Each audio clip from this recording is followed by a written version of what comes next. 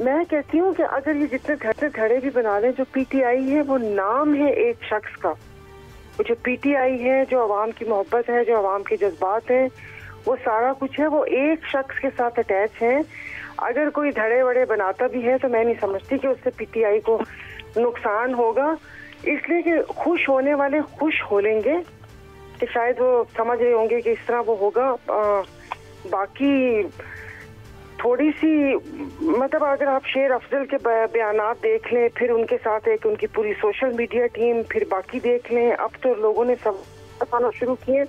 हाँ जी, उनकी कारकर्दगी पर सवाल उठाए हैं, एक ग्रुप सवाल उठाते है, दूसरा ये करते हैं, लेकिन बात मेरी वही है कि जो पीटीआई है वो एक शख्स का नाम ही है।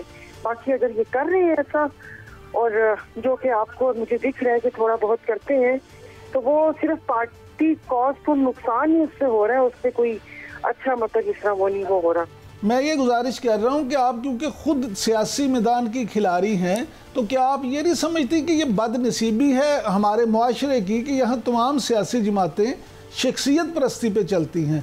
मुस्लिम लीग नून नवाज शरीफ के बगैर नहीं चल सकती, पीपल्स पार्टी भुट्टो फैमिली के बगैर नहीं चल सकती, जमीयत उलमा इस्लाम मौलाना साहब के बगैर नहीं चल सकती, और अब पीटीआई इमरान खान साहब के बगैर नहीं चल सकती। तो ये कोई मुल्क के फ़ायदे या सियासी जमातों के फ़ायदे की बात तो नहीं है? जी देखिए, पहली दफ़ा तो मतलब जिस तरह ये कि इस खाली पार्टी के साथ तो हुआ नहीं, शुरू से ही ऐसे। और कौन सा हम लोगों की एज ए कौम तरबियत की है, किसने की है?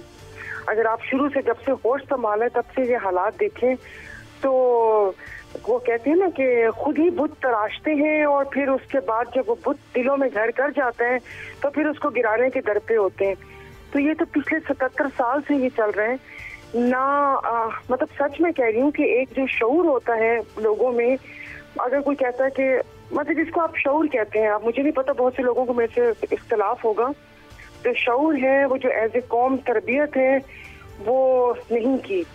तो बस यही होता है कि एक लोग मसीहा या रहनुमा ही ढूंढते हैं कि वो कर ले, कि उसके पीछे या वो शख्स आएगा इन तमाम चीज़ों से रिहाई दिलाएगा। तो आपकी बात सही है, नहीं होना चाहिए, लेकिन मेरे ख्याल में फिर तो कोई डायरेक्शन नहीं होगी ना। अगर आप हमारी पार्टी को भी ले लें तो, या बाकी पार्टीज को भी ले लें। काज़मी साहब, मैं अभी सामने एक होता है ना कि वो या तो स्काइप पर या कभी अभी जैसे आपके स्टूडियो में बैठी हुई होती, तो वो एक उस चीज का दूसरा वो होता है कि आमने सामने बैठ के इंसान सही तरीके से समझा सकता है। लेकिन ऐसा ही है बदकिस्मती से हमारे मुल्क में, और ऐसा ही है। मैं नहीं समझती कि आगे कहीं जाके कोई तब्दीली आएगी या वो होगा। कौमों की ना कोई प्रेरित की है, ना कोई शऊर दिया है, और शुरू से जो कुछ देखते आ रहे वही देखते आ रहे। अतर काज़मी साहब, आपने सायरा बानो साहबा की गुफ्तगू सुनी, वो कहती है बदकिस्मती तो ये है कि किसी ने कौम की ना तरबियत की, ना शऊर दिया, और ख़ुद ही बुत तराशते हैं और ख़ुद ही उनको तोड़ते हैं। तो आप क्या समझते हैं ये क्यों ऐसे हो रहा 77 सालों से हमारे साथ? मैं तो खुद अब इस वक्त अपना बुत तराश रहा था, आपने मुझे डिस्टर्ब कर दिया क्वेश्चन करके। मसला ये है कि इस वक्त बात तो बिल्कुल सारा बानो दुरुस्त कर रही हैं। जब इस मुल्क में आइन हो और कानून हो तो फिर हमें बुत तराशने की ज़रूरत ना पड़े ना। मसला ये है कि जब हमने इस मुल्क के अंदर इस सरजमीन को सरजमीन बेआइन बनाया हुआ है, तो फिर हम छोटे छोटे बुतों के अंदर, छोटी छोटी सियासी शख्सियात के अंदर अपने मसाइल का हल ढूंढते हैं। दुनिया भर में जहाँ पे भी मसाइल हल होते हैं लोगों के, वो आइन और कानून की अमलदारी से होते हैं। जब तक वो नहीं होगी, किसी की भी हुकूमत आ जाए, चाहे वो कोई भी लीडर हो, मैं ये नहीं कह रहा किसी एक सियासी जमात की बात कर रहा हूँ, हमने एक जो है ना कॉन्शियस डिसीजन लेना है कि क्या हमने मुल्क को निज़ाम इंसाफ के मुताबिक चलाना है, आइन के मुताबिक चलाना है। जब तक वो नहीं होगा, देखें, हम बीच में कहीं पे यूटोपिया क्रिएट नहीं कर सकते कि हम बीच में एक इदारा खड़ा कर देंगे तो मुल्क में जनाब तरक्की हो जाएगी, हम दूसरी चीज़ खड़ी कर देंगे तो मुल्क में इन्वेस्टमेंट आ जाएगी, हम तीसरी चीज़ खड़ी कर देंगे तो मुल्क में साफ और शफाफ इलेक्शंस हो जाएंगे। नहीं, कुछ भी जो है वो सेपरेशन में नहीं होता, इंडिविजुअली कुछ नहीं होता। आपको सारी चीज़ें जो है ना मिल के, जब तक आप नहीं करते इन टोटलिटी, जब पूरे माशरे के अंदर चीज़ों को उस तरीके से नहीं चलाते, तब तक आगे चीज़ें नहीं बढ़ती। अभी तक हम यही करने की कोशिश कर रहे हैं कि हम ये कर देंगे तो वो हो जाएगा, वो कर देंगे तो ये हो जाएगा। देखिए, इस तरह तो आई एम सॉरी टू से ये छोटी छोटी चालाकियां करके मुल्क नहीं चलाए जाते। इंतहाई सतही किस्म की हम जी। लेकिन काज़मी साहब एक सवाल यहाँ ये भी पैदा होता है ना कि हमारे देखें सियासतदान जो हैं बुनियादी तौर पे तो कौम को शाऊर देना, तरबियत करना सियासतदानों की जिम्मेदारी होती है, लेकिन अगर हमारे सियासतदान खुद पहले उस लाइन में लगे हों कि उस पोजीशन पे आएँ जहाँ उनका बुत तराशा जाए और फिर वो इक़्तिदार चोर दरवाजे से इक़्तिदार हासिल करें, फिर वो एक सफ़े का प्रचार करें और उसके बाद जब वो हुकूमत से फारिग हो जाएं तो उन्हें आइन और कानून याद आ जाए, तो फिर ये निज़ाम कैसे ठीक होगा? मैं 100% आपसे एग्री करता हूँ। इसमें तमाम सियासतदानों की इसमें कंट्रीब्यूशन है। पर एंड ऑफ द डे उनकी ये भी कंट्रीब्यूशन है कि उन्होंने हमें एक मुतफ़िका आइन भी दिया था। उस आइन के अंदर कतन तमाम चीजें परफेक्ट नहीं है। 73 के आइन का हम यहाँ बड़ा ढिंढोरा पीटते हैं, अगर आप देखें बहुत सारे मसाइल हैं 73 के आइन के अंदर, लेकिन कम से कम एक डॉक्यूमेंट दे दिया गया था जिसमें हम जिसके ऊपर वर्क कर सकते थे, जिसके अंदर लोगों के बुनियादी हकूक की बात हो जाए, लोगों के जो डेमोक्रेटिक राइट्स हो जाएं, उसके अलावा हमने निज़ाम हुकूमत कैसे चलाना है, बहुत सारी चीजें उसमें वाज़ेह कर दी गई थी। इशू ये है कि उसके होते हुए भी कोई उसके ऊपर अमल दरामद करने के लिए तैयार नहीं है।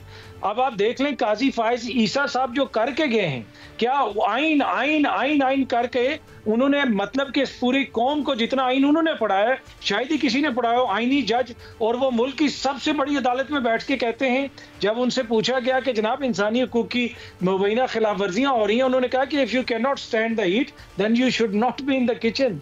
ये मुल्क का चीफ जस्टिस कह रहा है कि आप अगर जो है ये बर्दाश्त नहीं कर सकते तो सियासत में ना हो। सियासत में आने का मतलब जबर बर्दाश्त करना है, तशद्दुद बर्दाश्त करना है, झूठे मुकदमे बर्दाश्त करना है। ये कौन सा आइन है? ये कौन सी बात की है काजी साहब ने? तो ये वो सारी चीजें कि इसमें हम सब का किरदार है। सियासतदान इजी हैं, उनके ऊपर हम जरा ज्यादा तनकीद कर देते हैं, सारा बानो साहबों पे नहीं करते, इनसे डर लगता है, इनके अलावा बाकी सब पे कर देते हैं। तो मसला ये कि बाकी इदारों का भी तो किरदार है ना, उनके किरदार पे भी थोड़ी सी हमें, बल्कि उनको खुद गौर करने की जरूरत है। हमारी क्या मजाल कि हम गौर करें। काज़मी साहब इस हवाले से काफ़ी सवालात अभी बाकी हैं, लेकिन वक्त क्योंकि ख़त्म हो गया, इसलिए इस सारा बानो साहिबा से आपसे फिर किसी प्रोग्राम में डिस्कशन करेंगे। Thank you very much. नाज़रीन इस वक्त हुआ एक ब्रेक का, जब ब्रेक से वापस आएंगे तो स्मोक के हवाले से बात करेंगे और हमारे साथ मौजूद होंगे नामवर फिजिशियन डॉक्टर जावेद अकरम साहब।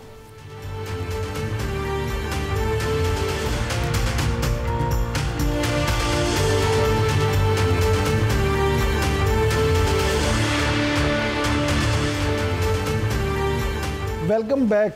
नाज़रीन लाहौर समेत मुल्क के मुख्तलिफ हिस्सों में स्मोक की शरह में ख़तरनाक हद तक इजाफा हो गया और लाहौर में तो ये आलमी मियार से 8 गुना तक बढ़ चुकी है। पंजाब में बल्कि लाहौर में प्राइमरी स्कूलों को भी एक हफ्ते के लिए बंद कर दिया गया है। इस खौफनाक शिद्दत के हवाले से सीनियर मिनिस्टर पंजाब मरियम औरंगज़ेब साहिबा क्या कहती हैं, पहले वो सुन लेते हैं। फिर डॉक्टर जावेद अकरम साहब मारूफ मुआलिज हमारे साथ मौजूद हैं, उनसे जानेंगे कि स्मोक किस हद तक इंसान को नुकसान पहुंचा सकती है और इससे बचाव किस तरह से मुमकिन है। हमने तो हॉस्पिटल्स में स्मोक काउंटर्स शुरू कर दिए हैं। स्मोक जो है वो सरहदों से आ रही है, एयर विंड से आ रही है, इसमें ट्रांस बाउंड्री कंपोनेंट है, लेकिन इसके अंदर हमारा अपना जो कंपोनेंट है जब उसके साथ मिलता है तो ये कोविड से ज़्यादा ख़तरनाक सिचुएशन है। जी डॉक्टर साहब ये फरमाइएगा कि स्मोक क्या और किस तरह से तबाही पहुंचाती है। बहुत शुक्रिया इमरान भाई। देखें ये स्मोक कोई नई चीज़ तो नहीं है, ये जब हमारे बच्चे फॉग थी फिर पोल्यूशन हुई तो स्मोक बन गई और हर साल बतदरीज वर्स्ट होती है। 2025 इससे भी वर्स्ट होगा अनफॉर्चुनेटली। और इसकी जो प्लानिंग है ये अब जब स्मॉग आ जाती है तो होने का कोई फ़ायदा नहीं। ये पूरे साल का एक एक्टिविटी है जो होनी चाहिए और इसमें कानून साजी होनी चाहिए। और इसकी अनफॉर्चुनेट है कि हम जो लाहौर के शहरी हैं या पंजाब के शहरी हैं, ये एक साफ़ हवा के झोंके को यानी कि सांस भी नहीं ले पाते और गर्मियों में हम एक घूंट पानी का भी हमें साफ़ नहीं मिलता, इसलिए वहाँ डायरिया से शरह अमवात बहुत बढ़ जाती है और सर्दियों में स्मॉग से फेफड़ों की बीमारी इतनी बढ़ जाती है कि वेंटिलेटर्स और ख़ासकर छोटे बच्चों के लिए उनकी शरह अमवात बहुत ज़्यादा हो जाती है। हर 10 मिनट बाद एक बच्चा कहीं ना कहीं अल्लाह को प्यारा हो जाता है। और इसी तरह जो बूढ़े लोग हैं उनको भी ये बहुत ज़्यादा शिद्दत अख्तियार कर जाती है। ये कोई ऐसी चीज़ नहीं है कि ये कोई खुदा न खास्ता अल्लाह की तरफ से आफत है जिसका कुछ नहीं किया जा सकता। हमारे से बहुत ज़्यादा आलूदा थी आज से 30 साल पहले बीजिंग, और बीजिंग की जो स्मॉग थी वो वर्स्ट स्मॉग कहलाई जाती थी। उन्होंने 5 साल में उनकी हुकूमत ने इस पर काबू पा लिया। सिर्फ उन्होंने गवर्नेंस सही की, उन्होंने इन्फोर्समेंट की। अगर हम देखें अभी स्कूल बंद कर लें या कुछ भी बंद कर लें तो ये तो फायर फाइटिंग है, इससे कुछ भी नहीं होने लगा। सिर्फ